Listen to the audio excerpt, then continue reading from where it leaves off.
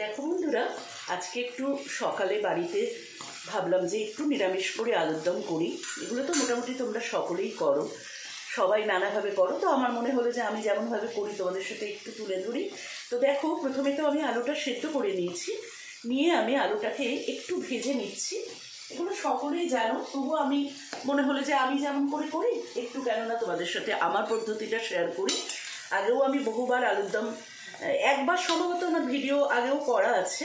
কেননা দেখো, এই আলুর দম, ছোটো আলু, বিশেষ করে এই নতুন আলুর দমগুলো এই শীতকালে বিশেষ ভালো লাগে, সেটা লুচি দিয়ে হোক বা কড়াইশুঁটির কচুরি দিয়ে হোক।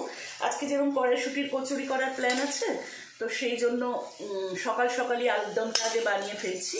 এই দেখো, আলুর দমটা আমার, যেহেতু আলুটা আমার নতুন আলুটা ছোটো ছোটো আলু, আর সেটাকে আমি সেদ্ধ করে নিয়েছি। এরপরে যেটা আমি করছি দেখো, আমি কিন্তু এটাকে ভেজে তুলে নিচ্ছি। তারপরে পর্যায়ক্রমে কি করছি তোমাদেরকে বলতে থাকছি। আর ইতিমধ্যে কিন্তু আমি ওই তোমার তেলের মধ্যে একটু তেজপাতা, একটু পাঁচফোড়ন আর একটু হিং দিয়ে কিন্তু আমি এই আলুটা ভাজতে বসিয়েছিলাম। এবারে আমি যেটা করব দেখো, আর একটা তেজপাতা আমি এখানে রেখে দিয়েছি, আর একটু তেজপাতা, এই যে এরকম করে লঙ্কা আমি ধুয়ে রেখেছি, এরকম লঙ্কা আমি আর একটু ফোড়নে দেব। আর এখানে যেটা আমি করছি পরপর পর্যায়ক্রমে তোমাদের বলতে থাকছি।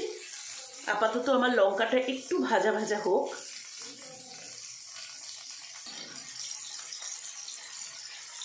দেখো বন্ধুরা, এবারে আমি আলুটাকে তোমরা দেখলে যে তুলে নিলাম ভেজে নিয়ে। এবারে আমি এখানে একটু টমেটোকে ভাজা ভাজা করে নিচ্ছি। আর প্রসঙ্গত উল্লেখযোগ্য, যখন আলুটা আমি ভাজছিলাম তখন আমি নুন, চিনি, হিং, তেজপাতা আর ফোড়ন দিয়েছিলাম। অনেকেই জিরে ফোড়ন দাও, এটা তোমাদের যার যেরকম অভিরুচি, যে যেরকমভাবে করে নিশ্চয়ই আলাদা আলাদা ধরনের করে থাকো। তবে নিরামিষ আলুর দম বলে এর মধ্যে কিন্তু আমি কোনো রকম ওই চারমগজ বাটা, কাজু বাটা কিচ্ছু দেবো না, একদম সিম্পলভাবে নিরামিষ আলুর দম করবো। আর দেখো, এইখানে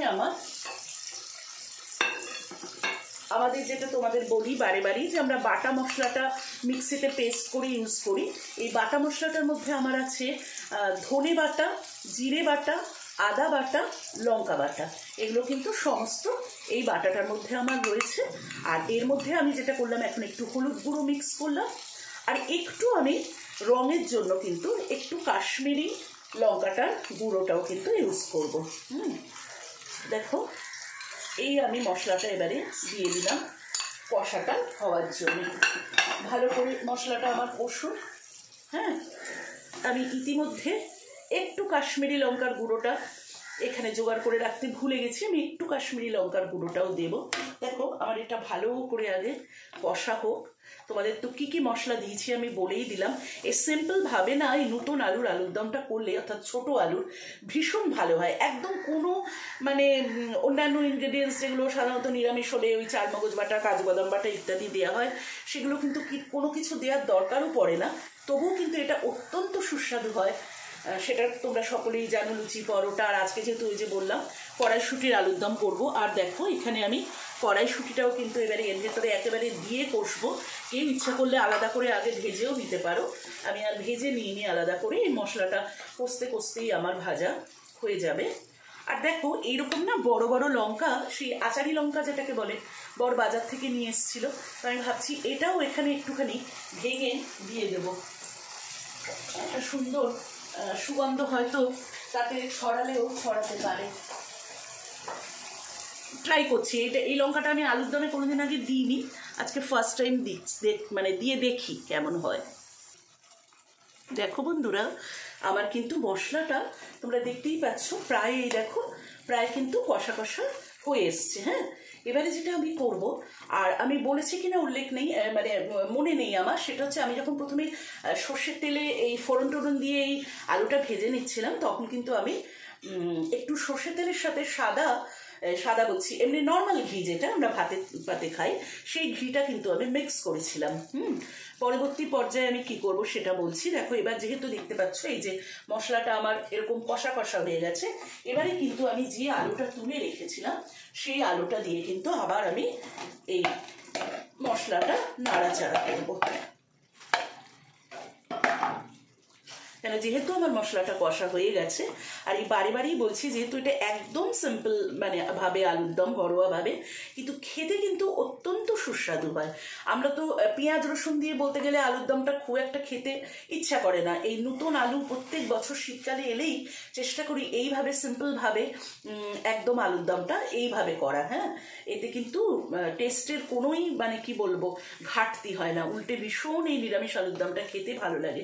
এবারে দেখো, যেহেতু আমার মশলাটা আগে কষা হয়ে গেছে, আমি এই আলুটা দিলাম। তো আমি আবার এরকম করে একটু একটু জল দিয়ে, এই যেটুকু আমার মশলার জলটা আছে, আর ইতিমধ্যে আমি যেটা করেছি, এইরকম ওই যে বলছিলাম এরকম আচারি লঙ্কা যে, সেটাও কিন্তু আমি কেটে কেটে একটু দিয়ে দিয়েছি। আবার একটুখানি তোমাদের বলা হয়নি বলে বা দেখানো হয়নি বলে ক্যামেরাটা অফ ছিল তখন, এই দেখো এরকমভাবে এই মোটা লম্বা লঙ্কাটা আমি কিন্তু কেটে কেটে ইয়ে করে দিয়েছি, ওই ভেতরে দিয়ে দিয়েছি। এবারে দেখো আবার সব শুদ্ধ ভালো করে আমি নাড়াচাড়া করব। আর যেটা তোমাদের আগেই বলে থাকি আমি, যে আন্দাজ মতো নুন চিনি সবটাই কিন্তু আমি আমার আন্দাজ মতো দিয়ে দিয়েছি। তোমরা তোমাদের আন্দাজ মতো দেবে, কেউ হয়তো আগে দাও, কেউ হয়তো পরে দাও। আমি সব জিনিসই ভাজবার সময়তেই চেষ্টা করি ইয়েটা দিয়ে দেওয়ার, জলটা দিয়ে কী বলে নুন চিনিটা দিয়ে দেওয়ার। এইবারে যেটা করবো দেখো, আরেকটু নাড়াচাড়া করেই কিন্তু আমি জলটা দিয়ে দেবো। এবারে তোমাদের যেরকম যে গ্রেভি পছন্দ করো সেই আন্দাজে তোমরা জলটা দেবে। আর একটু যেগুলো এর মধ্যে বড় আলু, এই যে সেগুলো একটু খুন্তি দিয়ে দিয়ে ঘেটে দিচ্ছি, তাতে টেস্টটা বেটার হয়। তো দেখো পুরো একদম সার্ভ করা অবধি আর ক্যামেরাটা মানে করবো না, অন রাখবো না, কেন তাতে তো জানি তোমরা ভীষণভাবে ভিডিও লং হয়ে যায়, তাতে অসুবিধা হয়। তো দেখো এবার আরেকটু কষা হলেই কিন্তু আমি যেটা করব, আমি জল দিয়ে দেব। আর তারপরে যেটা করব, আগে আমি আরেকটু কষে জলটা দিয়ে দিই।